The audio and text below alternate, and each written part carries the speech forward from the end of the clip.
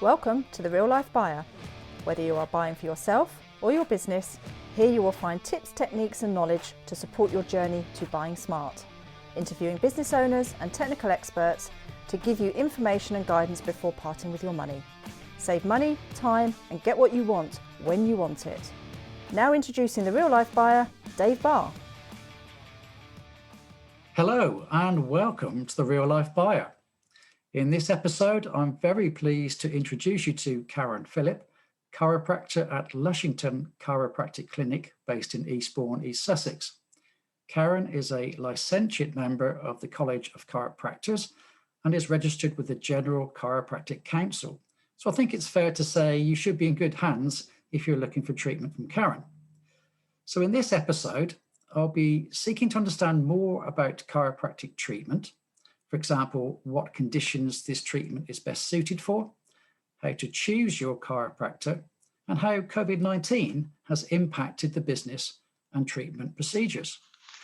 So without further ado, hello Karen and welcome to the show. Hi Dave, nice to meet you, nice to have a chat. Yeah, all be good. Well, first of all, would you like to have a few minutes to explain to the audience about yourself and Lushington Chiropractic? Okay, well, as I said, I'm Karen. I'm a chiropractor that's I've been working at Lushington for the last couple of years, actually, two and a bit years. I qualified, I think it was about 12 years ago now, from McTimoney Chiropractic School, and then have practiced in various places, and now been at Lushington, which is a practice in Eastbourne, and owned by James Revell. Okay, brilliant. So one of the things that I sometimes get confused about, so perhaps other people do, is the difference between a chiropractic and an osteopath, and therefore which ailments are best served by the chiropractic or vice versa. Can you help to explain that to us? Okay, well, for one, it's a chiropractor, not a chiropractic, but there you go. Difference is very, very little. It really depends on what person you go and see. The way I try and explain it to everyone is that an osteopath and a chiropractor are both trying to achieve the same thing. We have a slightly different philosophy behind where we've got to things and the history of it, but actually we're both trying to achieve the same things. We're trying to get the body working better so that it functions better. Just when you're looking at the philosophy, I think traditionally chiropractors are more concerned with nerve flow, whereas osteopaths are more concerned with blood flow. But really, we're doing very similar things, and a lot of our techniques can be very similar as well. So there's more differences sometimes between two chiropractors, and sometimes a chiropractor and osteopath could be really similar. So I think we should be looking at ourselves at the similarities rather than the differences.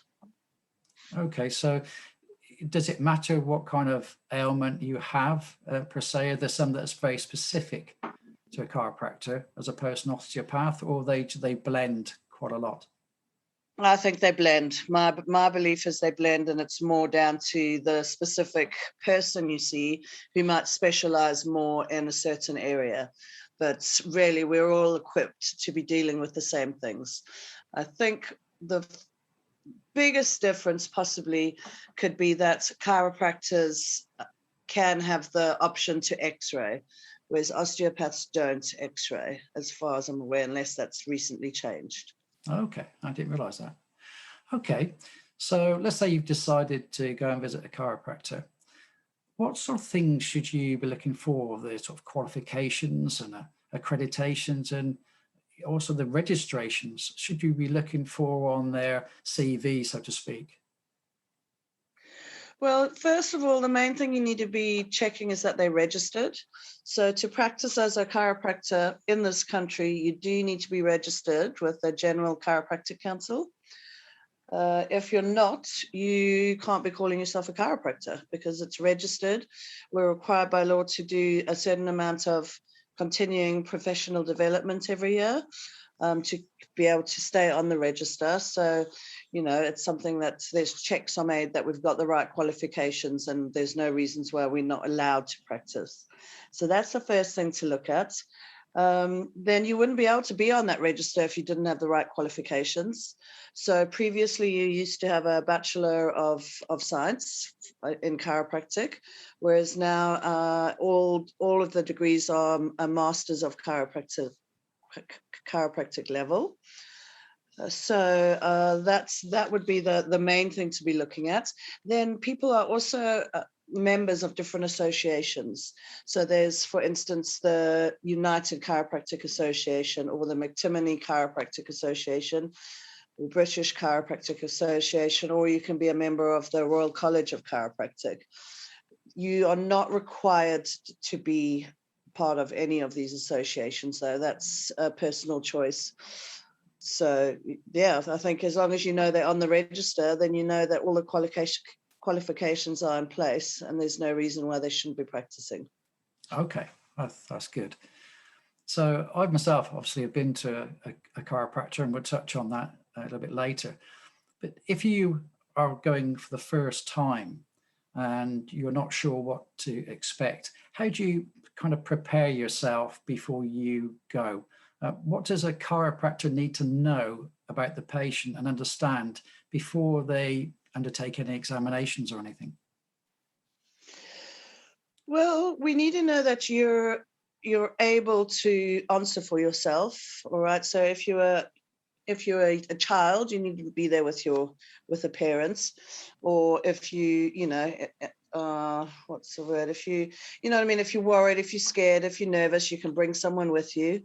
What we will need to know is if you do have any previous history where you've had recent MRIs or X-rays or anything like that, is to bring a copy in with you. The rest we'll discuss with you when you come in. We'll chat and we'll talk you through everything before we do it. So all you have to do is not worry. It's not anything scary. We'll talk you through everything before we're doing anything. So if you need to be able to read properly, to fill in some forms, make sure you've got your glasses with if you need them. Yeah. So that's the most the main thing. If you are in a lot of pain, before you come in, put an ice pack on the area to just cool it, calm things down, so that you're more able for us to figure out what's going on by actually examining you. And I would say, really, preferably, it's better if people haven't taken painkillers before coming in, so that we're getting more of an idea of where their pain is coming from. So sometimes that can be a bit switched off, so we're not really getting the right answers. However, sometimes we get people in a lot of pain, and then they probably have taken painkillers. So right, yeah, come as you are. We'll deal with you however you come in. Okay, good. So let's talk about the initial assessment, because I certainly know from experience the initial time you go in is very different to subsequent sessions. Can you talk us through the first assessment, what you're looking to do, and what people should expect on subsequent visits? All right, so when you first come in, we're going to ask you to fill in some forms for us. So just to give you some basic knowledge about what's going on, and also, you agreeing to and consenting to being examined and treated. Then when you come in and see the chiropractor, we will discuss things first of all. So the first session is just us chatting and asking questions, because the more questions we ask and the more detail that we get, then the more we can get to the root of your problem. So we'll do that first and make sure we've got as much detail as possible. Then we do an examination. On the very first visit, we ask people to change into one of our gowns. So people will leave the room while you do that. Then we'll come in and we'll do an examination. The examination will consist of us testing joints, testing nerves, testing muscles, all of these things helping us build up a good idea of what's going on and what is the root cause of your problem. Then when that is done, we will leave you to get changed, and then we'll sort you out to come back for your follow-up visit. So your follow-up visit is when we report back to you everything we found. So we'll explain in great detail exactly what's going on with you. I think it's really important that people know exactly what's going on with them, because then they sort of understand the treatments a bit more. So that will be at your follow-up treatments, where you'll get a good explanation. We'll also come up with a treatment plan for you, and then we can start some treatments after that. We tend to not treat on the first visit, though we do some things to get things moving and to help calm down the pain. Then after that occasion, treatment sessions are 15 minutes, and that's when you'll come in, be ready to go straight away. So you come in, take off your shoes, empty your pockets, and you're ready to be treated. So that's kind of the way it works. Okay, that's good. It's good to obviously be prepared. Everybody is obviously fearful of going to visit your GP sometimes, and I guess you have the same sort of fear factors from people coming to a chiropractor, I guess. But so forewarned is forearmed, as they say. Okay, so I'm thinking particularly now of the way people behave in both their working environment and their home and leisure environment. And I certainly know from experience that, you know, work environments tend to be very focused, particularly doing ergonomic assessments of how your chair is and your table and your TV screen. But obviously, when you come back home, then all those things go out the window. Are you seeing, or do you recommend certain things for people to do in their home environment to help them with their posture, how they sit, how they adjust their chairs, particularly when you're in the car, for example? You can see huge differences between how people sit in their vehicle. Are there certain things that you think people should be very conscious of to help to minimize sort of damage or future sort of potential problems? Definitely, because, in our leisure time, sometimes, for some people, leisure time is, even when they're awake is more than their working time. So it's pretty important what you're doing when you're not at work, as well as what you're doing in work. So for instance, in a car, if you're only driving 5 minutes, then probably what you're doing in the car doesn't matter quite so much. But some people drive, a couple of hours every day. So then, posture is important, and people tend to drive and they sort of start off sitting up quite well, and then tend to start slouching, and the head goes forward and the shoulders come rounded, and that's no good posture for anyone. So being aware of posture, a lot of the more modern cars have lumbar supports that you can adjust to yourself. So that's quite important. Occasionally you can buy actual lumbar supports that fit in your car. So that just basically gives a little shape in the lower back area. And with that shape in the curve of your back there, it helps you to sit up straighter, and then just sort of be focused on the head not going forward, and just sort of being straight. And I think as well, just arms on the steering wheel, being slightly more relaxed, not gripping on for dear life, because, then we see a lot of people with repetitive strain injuries from that. So I would say leisure, driving, be aware of that. Be aware of how you get in and out of your car. As soon as you got a sore back, you'll suddenly know that you have to change how you get in and out of your car. Yeah. The best way is really to be sitting and then swinging legs round, rather than twisting and stepping at the same time. I think being aware of postures at home is important. So a lot of people have got laptops, and a lot of people just sit slouched on their beds with their laptops. I know I do sometimes, but, once again, short while's one thing, but if you're doing that for ages, that's going to create problems. And the number of, especially boys, they seem to be more into it than girls, but you do see some girls playing, with their Xbox or PlayStation, and they actually just slouched on their bed, or they're leaning on their side for hours playing games. Yeah. So that's going to have a huge effect on you. And of course, one of the other things is how you sleep. Your sleeping position is really important. I don't know what position you sleep in. Are you a back sleeper, front sleeper, side sleeper? How do you sleep, Well, Dave? myself, I tend to, because I've had back problems in the past, and so we'll touch on that in a minute. But these days, I I have to sleep on my side. Because when I'm on my back, I snore and I get a kick Yeah, that's me. from my partner. But no, I noticed when I was having some back problems that it was alleviated sleeping on my side, but accentuated when I was lying on my back, and I can't lie on my front as I used to. A lot younger, I guess a lot of young people do, children. So you sleep on your front. I can't do that anymore. So certainly things have changed with me over the years as I've obviously got older. Yeah, and so we recommend people either to sleep on their back or on their side. Sleeping on your front is really a no-no as you're getting a bit older. The reason being is because we have to breathe, so you actually have to turn your head one way or the other way. And most people, use one way predominantly.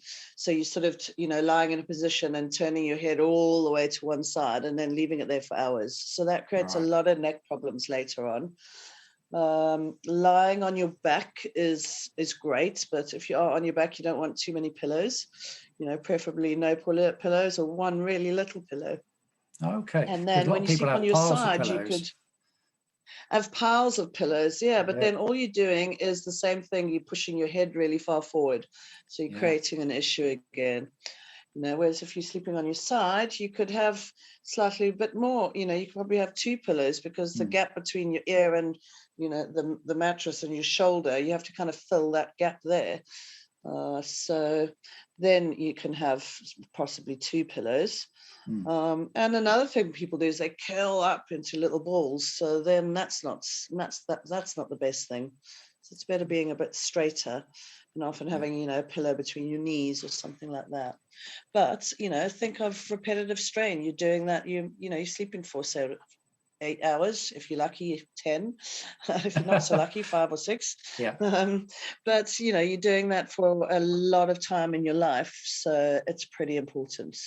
Right. Yeah. So that's just a few of the things we do that have an effect on us. But so do you think do you think the physical well-being of patients is declining more over time, or how do you assess that? I think it is, because just in general, we've become a lot more immobile. We used to walk a lot. Now most people have got cars, depending on what country you live in. I mean, I'm from South Africa, and in South Africa, people drive everywhere. So, you're never walking. At least here, we do tend to walk a lot more. But, we're just not nearly as active. So we're sitting around a lot. Sitting around looking at our phones a lot.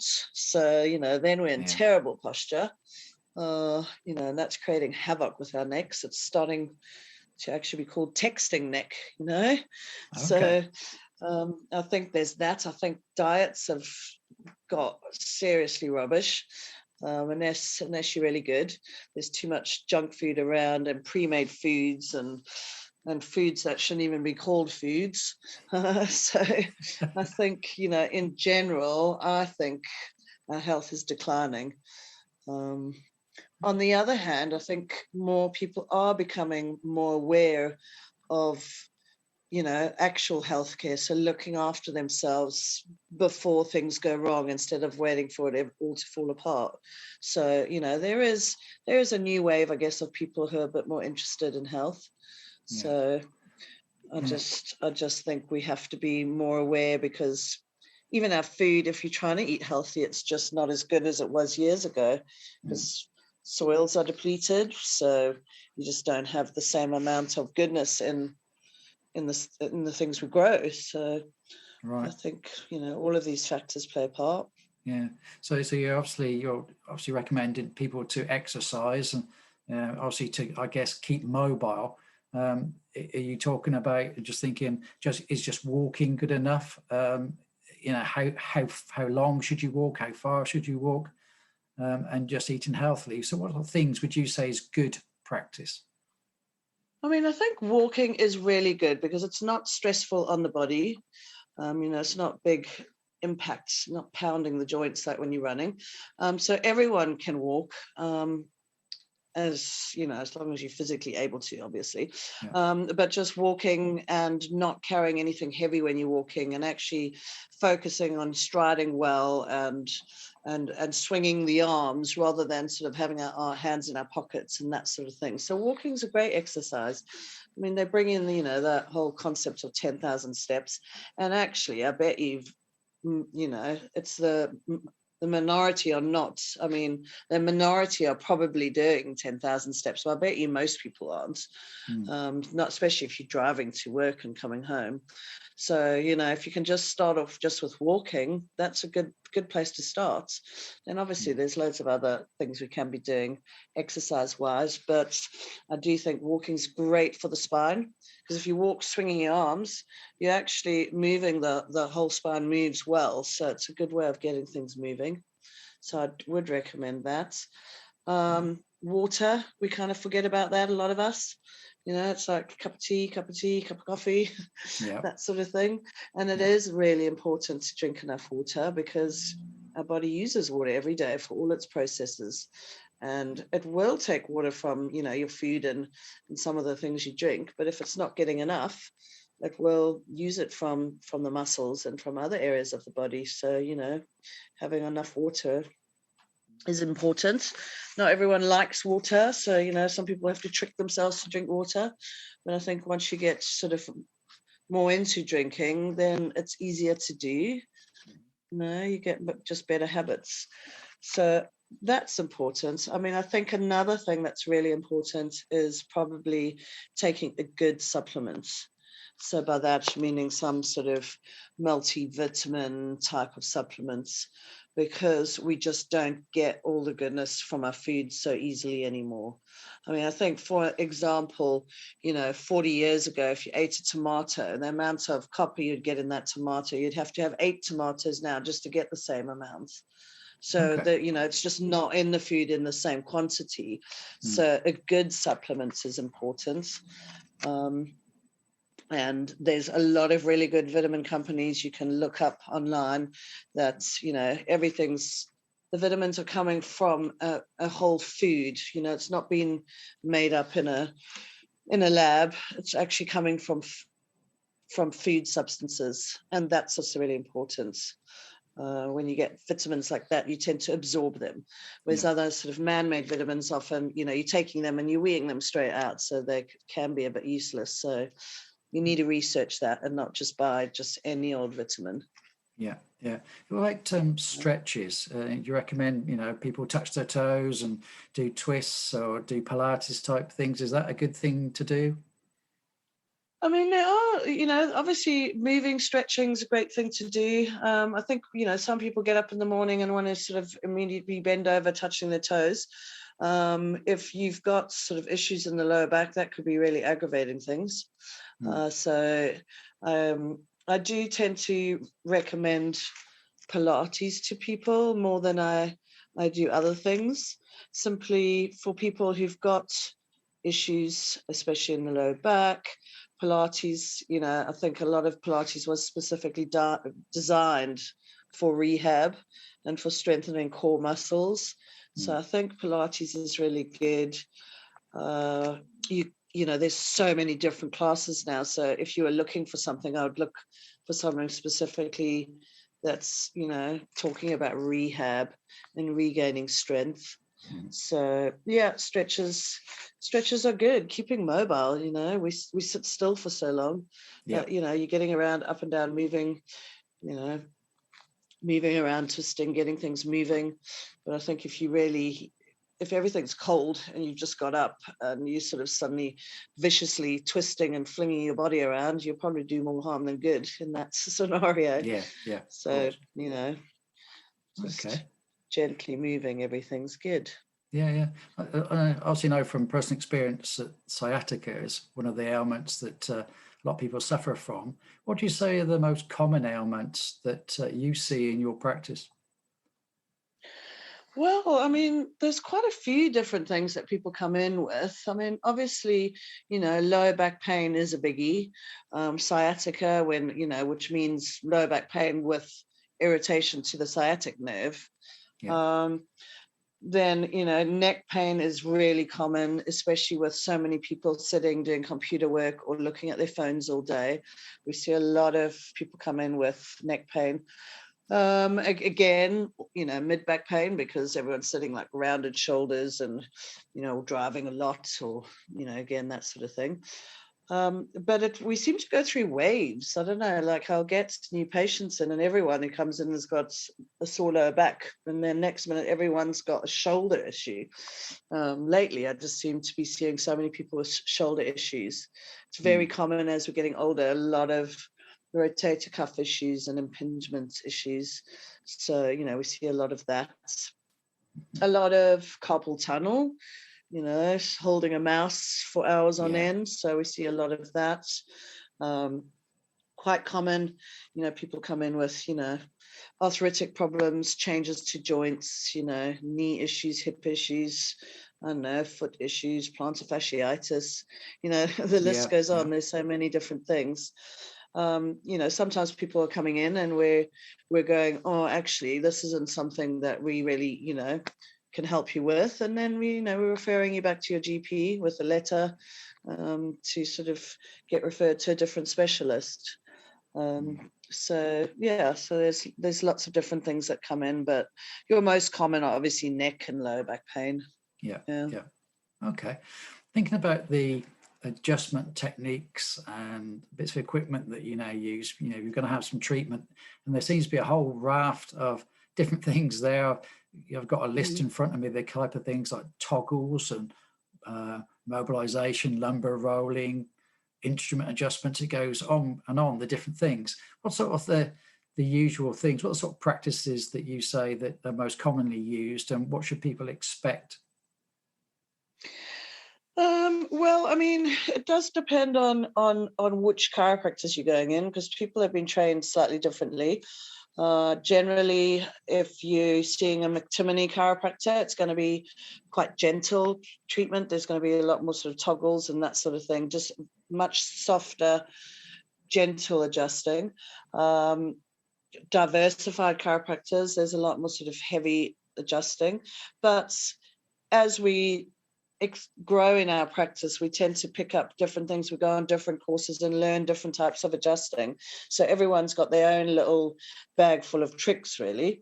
Things like even the tables we use sometimes have different things on them that we can use as part of your treatment. So you might be using parts of the table to give an adjustment as well. So there's that sort of thing that goes on. There's physically when you get, you receive a big loud crack or crunch when we adjust you. And sometimes people love it. Sometimes people hate it. It's not us breaking you. It's just us moving joints a bit better. So there is quite a lot of that goes on. Then there's also using instruments to adjust. There's lots of different types of instruments that can be used for adjusting. Those tend to be, again, a bit more gentle and specific to sort of one joint. And then, we using massage techniques as well, because a lot of chiropractors will give you adjustments, which is the main thing we do. Okay, that's all about the joints and getting joints to move better properly. But we'll also use different techniques for your muscles. So trigger point therapy and, soft tissue release, so different muscle techniques where we're getting muscles to sort of, just work a little bit better, get rid of all this, as such, the scar tissue and things as well, just getting the muscles moving better, more blood flow in the muscles so that they're not as painful. At Lushington, most of us also use acupuncture, or, what a lot of people refer to as dry needling. Right. So that's actually sort of sticking a needle in a muscle where there's a trigger point and encouraging blood flow that way. So, so just so many, there's so many techniques out there. I know you've touched on a few, but the list is endless, but so many people do extra courses and learn completely different techniques. Okay. So really it's about finding the ones that you like, I think. Yeah. Is there a way of determining how many treatments a patient should have, or when are they, they've got to be purely and totally cured, should we say, or, when do you know that you've had enough or it's right? Yeah, well, that's the big question, isn't it? I mean, the problem is that I think people seem to think that that's something that's set in stone, and it's really not. What we're doing, all we're doing as chiropractors, is we are getting joints to move better. Right. So when a joint moves well, then you tend to feel better. Now that can be different for everyone because everyone's healing is completely different. Some people are super healthy, everything's going really well. They come in, they get treated, they do all the rehab themselves. So someone like that is gonna heal a lot quicker. Other people are coming in and then going away and doing all the things that are bad for them, and their diet might not be well. They might have, an inflammatory condition. They might, just be in generally not very healthy, not move very well. So, it's dependent on so many things. That's we can't give a firm answer on that. The best way we approach is initially you're going to get much quicker results if you come in regularly. So what that looks like is starting off twice a week. Sometimes people come in 3 times a week if they're in a bad way. The reason why is you start to learn this over in time while you practice. If you see someone, who comes sort of once and like 2 weeks later they come again, we're not getting many changes. We're trying to create new patterns really in how the body works, and your body's set in how it is. And if we want to change that, then having more intensive treatments initially is helpful. So we tend to start off with twice a week, depending on the person. And then that will slowly sort of spread further out. A lot of people will go, well, hey, when they're not in pain anymore, they'll leave and they'll call us when they've got a problem. So that's absolutely fine, and some people just go, actually, I want my body to keep working at its best. So I'm just going to have regular treatment. And those people tend to come in once a month and they get treated, and they, we find whatever's restricted, whatever areas are not moving well, and encourage movement into them. So it's up to the individual and up to the individual chiropractors to what they recommend. But it just gives you some idea. It's not a quick fix always. It's not a miracle cure. We're not healers. We're literally just physically moving parts of your body to get them working better and you feeling better. Okay. Perhaps it's an interesting one for me. Do you think sort of stress has a part to play in some of the ailments? And do you think meditation is also of benefit for these sort of problems? Yeah, definitely. Life is stressful. I think, generally work, a lot of people have got lots of stress on them. There seem to be a lot of people who are doing jobs that 2 people did years ago, now they're doing it, and, deadlines constantly, and life is really quick. So there's sort of a constant level of stress in a lot of people's lives. I think people are operating in that sort of fight or flight stage all the time, and actually you're only supposed to go into that every now and again. So we're functioning like that all the time, and that's not very good for your health. So that's going to be affecting how you heal, for one. Also, when we're stressed, we tend to sort of hold our shoulders up, and nothing's relaxed. And it just stress tends to bring out the problems that are sort of underlying. So yeah, stress is terrible. It's not very good for your health. So meditation's great, just sometimes spending on to yourself, focusing on your breath. But sometimes we just forget to breathe properly, it's the most basic thing, and we're not doing it properly. So I think definitely meditation is really helpful. Yeah, just to release some of the tension, I guess, in yourself as well. Just focus on breath, and sometimes some time out to yourself with no interruptions, a little selfish me time. All of that, I think, is good. It's all good. Excellent. So what do you say distinguishes Lushington from other practices? Well, I mean, Dave, you obviously know the answer to that because, I work there. So, Yeah, absolutely. Well, Lushington's great. I think, you know, we have a good team. We have quite a varied team.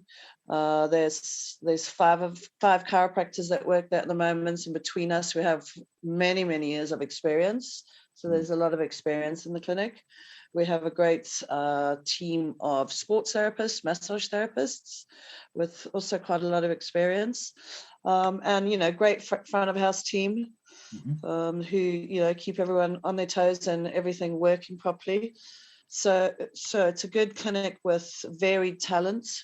We all sort of have strengths in different areas. So I think sort of coming to a clinic like ours, because there's different practitioners, you can find one that suits you. Yeah. You know? So I think that's quite important, because different people like different styles, different personalities. So when you have a clinic like that, we've also, you know, over the years, the clinic's won sort of different awards and stuff like that. So, you know, it's well managed, and it's been around for a long time, so people tend to know about it. Where, you know, we try and be at functions. So, you know, in Eastbourne, when big functions go on, we try to be there chatting to people. So it's a great clinic to be at. Yes, yeah. Quite a range, you say, of things that are covered. So it's very good. Yeah. Excellent. I'm sure people will be interested to know, what kind of costs should people expect to be paying for the different treatments? Have you got sort of a general overview you could give people? All right. So initially, your initial consultation, which is an hour, followed by, you know, the report of findings, that is charged at £49. After that, all treatments are £40. Right. And that's the same. Our massage treatments are the same. So it's, you know, it's pretty straightforward. So there's not loads and loads of different prices for things. So that's always also helpful. We do have X-ray facilities on site. So we do occasionally X-ray people. Anyone we think we need to will be X-rayed, and then there will be a charge for that. And that depends on how many areas you're having X-rayed. That then we'd get a special report written up on the X-rays as well. So that will be included in the price. So we've got that going on. But yeah, your basic treatments is £40. Yeah, brilliant. Okay, so if somebody having listened to this would like to find out more about Lushington, come and visit yourselves, book an appointment, what's the best ways of making contact with you? Well, you can obviously look us up on the internet. You know, Lushington Chiropractic will pop up straight away. Just Chiropractor in Eastbourne will probably pop up with us, and all the details on there. You know, best way is just pick up the phone, give us a call, because then we can look at where we can get you booked in. You know, for people who are a bit scared, give us a call and we'll set up a phone call first, and we can give you, you know, complimentary chats and tell you about what's going on. So some people are nervous, so they want that. So we can do that. Our website will give you lots more information, so it's good to look on that. Our website's actually chirocare.co.uk, but if you just Google Lushington Chiropractic, it'll come up. So I would suggest that. Give us a call on 01323 722 499 and speak to one of our lovely ladies on reception, and they'll get you booked in. You can also look on we've got a backlog website, so that gives you lots of information about what stuff that's going on with your body and what you can do to help. So that's also a good one to have a look at, and that is the web address for that is backlog.co.uk. So people can also have a look at that. Brilliant. But mostly give us a ring or pop in, walk past and stop by. I think you're also on Facebook as well now, aren't you? We are on Facebook, so if you give us a search, we're at Lushington Chiropractic, so give us a little look there. We tend to try and post regular things, so you can see what's going on in the clinic. And then when we have special offers, and we tend to we'll put that. Occasionally we send out letters, occasionally we send out emails or newsletters with special offers, or we post out things just to our local area. giving special offers, or we might post something on Facebook or on the Backblog site. Yeah. So it's worth looking in all of those places to see if there's any special things going on. Brilliant. Just one last little thing. I'm just thinking now, people who are still concerned with COVID-19, what would give them comfort to say, how practice has changed in Lushington now that obviously we've got this pandemic that's still going on at the moment. So what sort of reassurances can you give people how things are different, how safe they are? Well, for people who want to know more information, we've got a lot of information on our website and, Backblog about everything that we've done. Yeah. So you can read in a lot of detail. But, initially when everything kicked off last year, we did close initially so that we could put new practices into place and write up risk assessments and make sure that everything's as safe as we can make it. So the way we work now is, for one, doors are always open as much as possible to create circulation. So it's not sort of stagnant air sort of sitting around. We're all wearing PPE. All the people, everyone, all the patients coming in are all wearing masks as well. We're sanitizing everything as we go along. We've got UV lights in the rooms that are used a couple of times a day. That's a UV light in a room when we're not in it, obviously. That sanitizes everything really well. So really we've done everything as safe as possible. The risks are minimal if you're coming in.